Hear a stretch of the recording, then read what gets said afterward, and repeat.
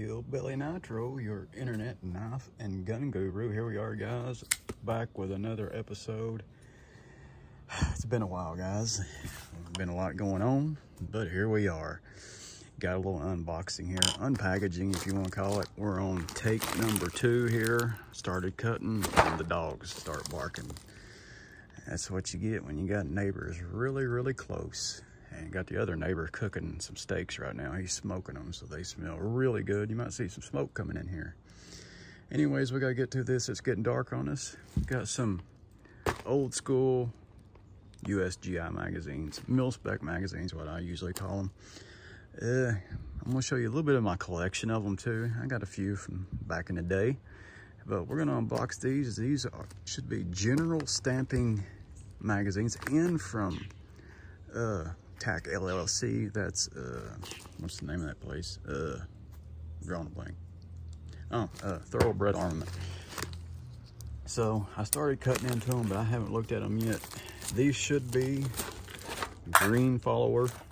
I'm suspecting they're from the mid 90s to maybe early 2000s. General stamping magazines. This one here is a legit Colt right here. You see. It's really done the damn thing. So this is a old surplus, but these are surplus too. Military law enforcement restricted magazines. Let's check them out. So I already cut it open, but I haven't looked at them yet. Take number 2. So here we go. Yep, what I expected, but in good shape. I was wondering if these were gonna be kind of half worn out, but we'll see. They look in good shape. Green follower. Here we go. Here's the real part right here on them. So that's our stamping there, if we can see it. Get that white out of the background there. General stamping. Now this, formerly known as LaBelle. General stamping took over LaBelle. They're in the mid 90s and around 1995. Let's see what these are stamped here. Nothing there. There's our contract stamp right there. 8/1995. So yeah, that's right when they took over LaBelle. And these are marked military law enforcement restricted here. If I can't even see the damn thing.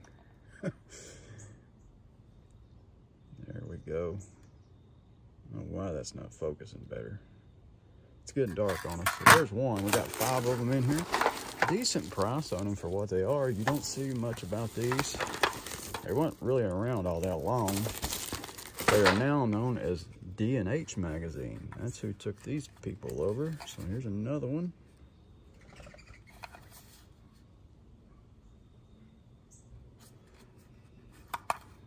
$19.95, 8/1995. Yep.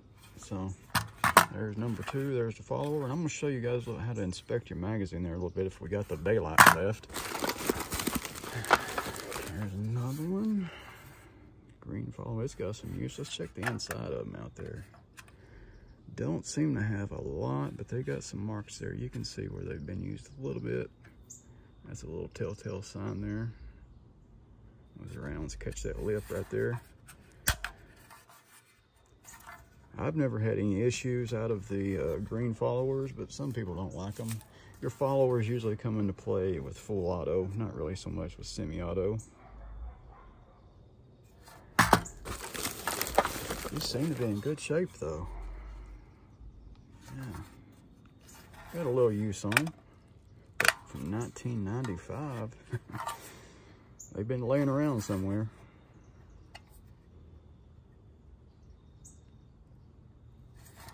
Usually you see the military marking right there on the side right there with the Colts and the OK Industries. There's our last one here. So there's our last. These are 90 bucks for 5 of them with shipping. They were like 89, I think, plus like $95 or something like that, I think. Somewhere around in that area. They were under 90 before shipping. So there's our regular old Colt magazine. They're made by OK Industries. OK Industries quit making magazines last year. They got out of the magazine business. They've been in there since the 70s. And I have some contract OK Industries here. It's basically just a Colt. You can see it right there. There's our base plate. And I even have an older one.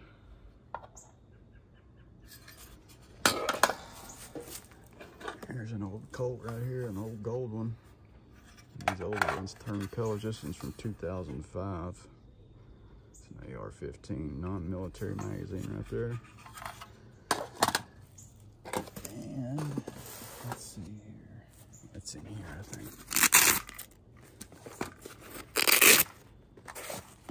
There's an old one from 1990.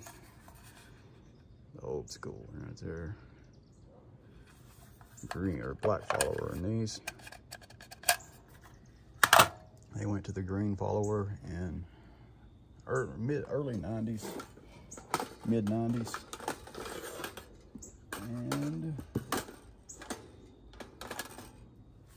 here is the third, basically the third gen, the tan follower. And they went, nowadays they have a blue, which I don't have a blue. This is basically your follower lineup right there. And they started out with black.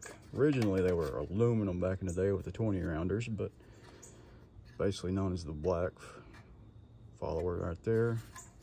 And they went to the green, and then went to the tan. Had some issues out of the tan follower at the very beginning, but they got that figured out. You see they changed sides there with the spacer.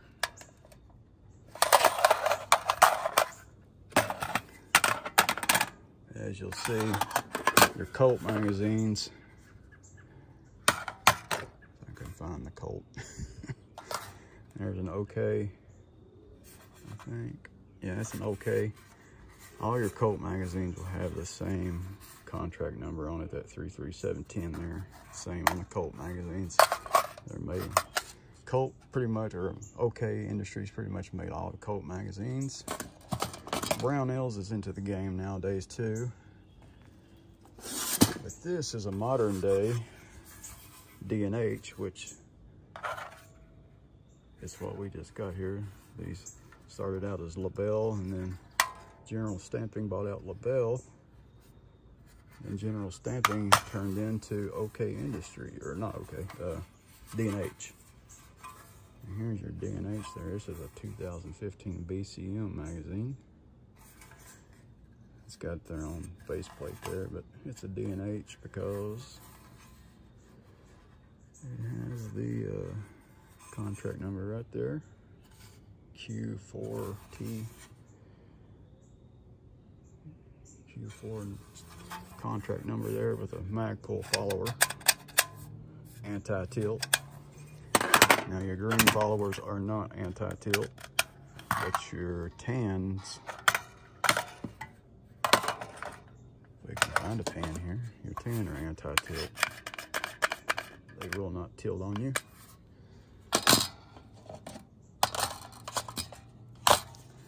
And that's their little score of the magazines there. I just wanted to show it up there, to show it to you guys, because I hadn't done a video in a while and I thought it might be interesting. It's getting dark on us here.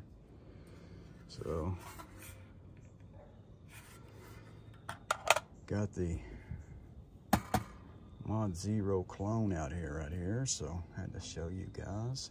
Oh, here's a Center Industries from 1992.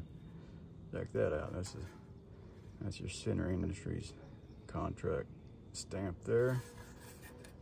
That's an oldie.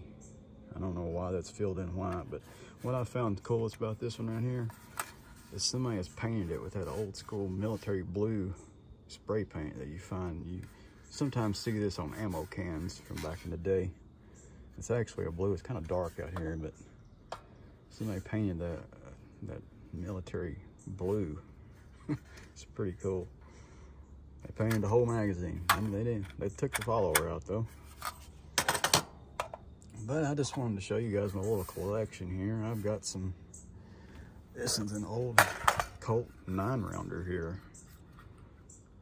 That's probably from the late 80s or 90s. It come with the I bought these early 90s magazines here all at one time from a guy off Arms List. It's OK from 90. It's stamped on the inside. If you guys don't know, if your magazines aren't marked on the outside, if it's an OK magazine, you can push down the tab here and you'll see an OK stamp inside there.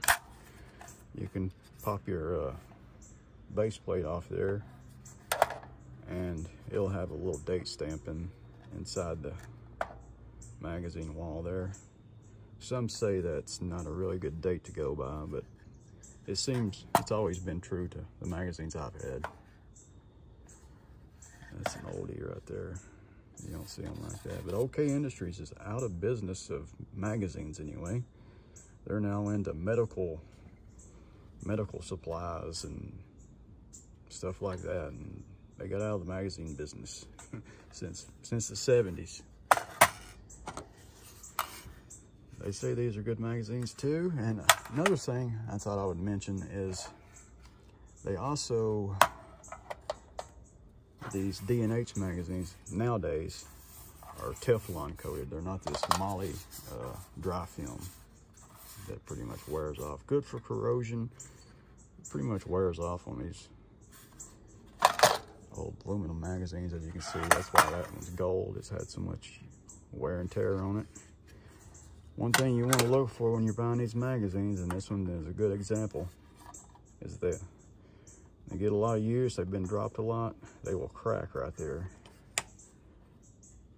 You can see that one's got a crack. There's basically a line right here when they press these stampings out here.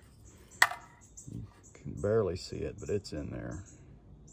There's a crack right there, and that's probably why this one was ended up tossed and sold on the surplus market. But I've never had any issues out of USGI magazines. Like, I actually prefer them, really. I have a few Magpuls, and here's a new, it's a Gen 3 Coyote there with the non-window. Marines have adopted the window version of this, but I'm pretty sure this is a military magazine too. It doesn't have an NSN on it. I do have an old from 2012 Magpul with an NSN. That's an oldie right there. Anyways, guys, I thought we'd just check out some magazines. I thank you guys for stopping by and hanging out with me there. It's getting dark on us, so we're gonna have to close this one down. So we'll catch you guys on the next. Getting fall in the air here in East Tennessee. Thank you guys for tuning in. Hillbilly, over and out of here, guys. Peace.